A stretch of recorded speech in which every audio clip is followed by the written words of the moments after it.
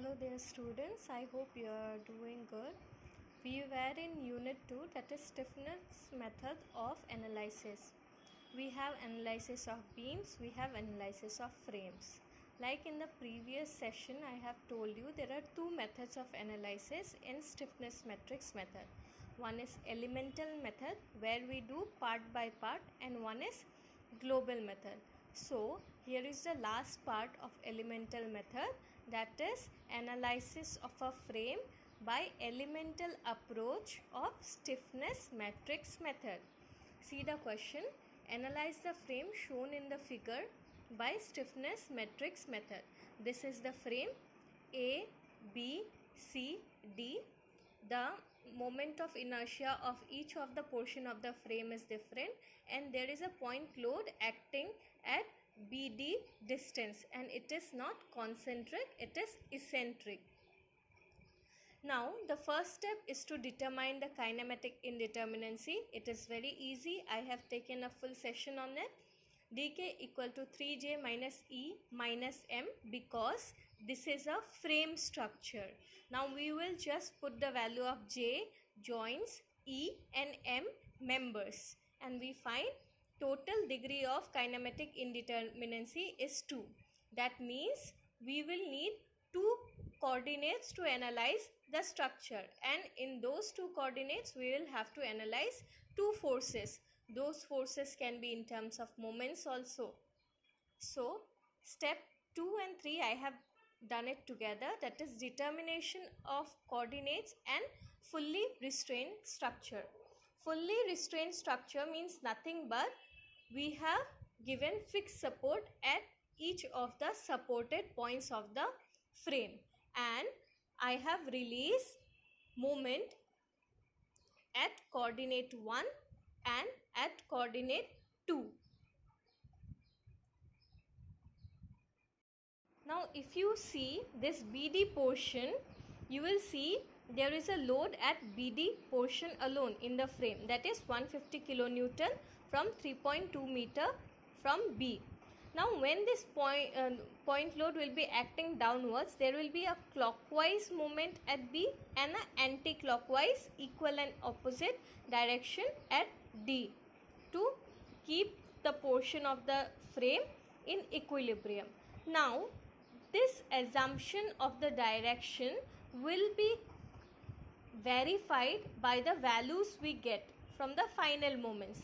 If we get the values in negative, that means our assumed direction is wrong. So then in step 3 we will find out the fixed end moments at DB, that is minus WAB square by L square, minus because it is anti-clockwise, and this formula because it is a eccentric loading. Now just replace the values and you get the fixed end moment at DB, and similarly BD also, it is positive because it is clockwise moment. Now if you see, since end A, which is coordinate 1, has no external load, so the fixed end moment will be 0 here. So finally we will write the matrix as F total forces, total fixed end moment matrix as this 0 and 106.67. This is at moment A, this is at moment B.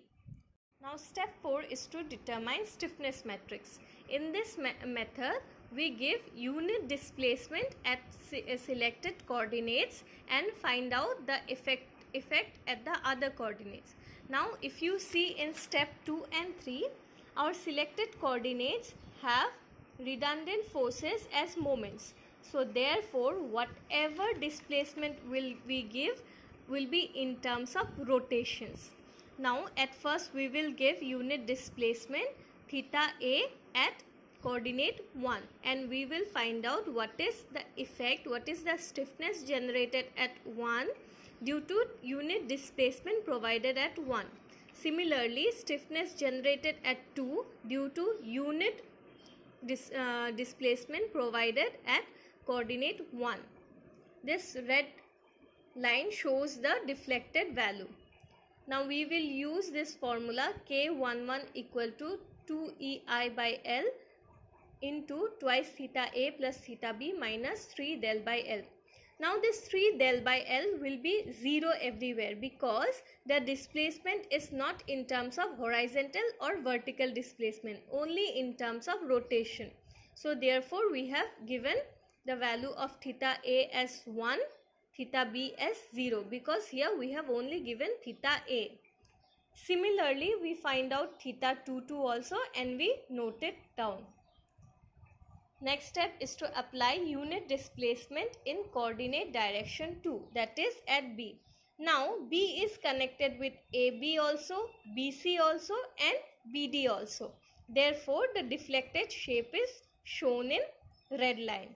Now we will just use the same formula and we will find out the value of K12 and K22. While finding K22, we will have to use 3 equations because we will have to find stiffness at B because of AB, because of BC and because of BD, which is very easy. We just replace the value. Remember, while using the equation for AB, we will use the length of AB only and I value also for AB only. After finding the values of the stiffness, we will just put it in terms of the matrix form. Step 5 is assembling the matrices using equation of equilibrium for stiffness matrix analysis method, which we already know. K into del is equal to matrix F. So we all replace the values and solve the equation and finally find the value of del 1 and del 2. See, in step 2 and 3 we have taken the unknown in terms of rotation. So it will be del 1 will be theta A, del 2 will be in terms of theta B. See, it is coming as negative. That means our assumed direction is opposite. Last step, that is step 7, is finding final moments. We will just use the slope deflection equation. One I will explain.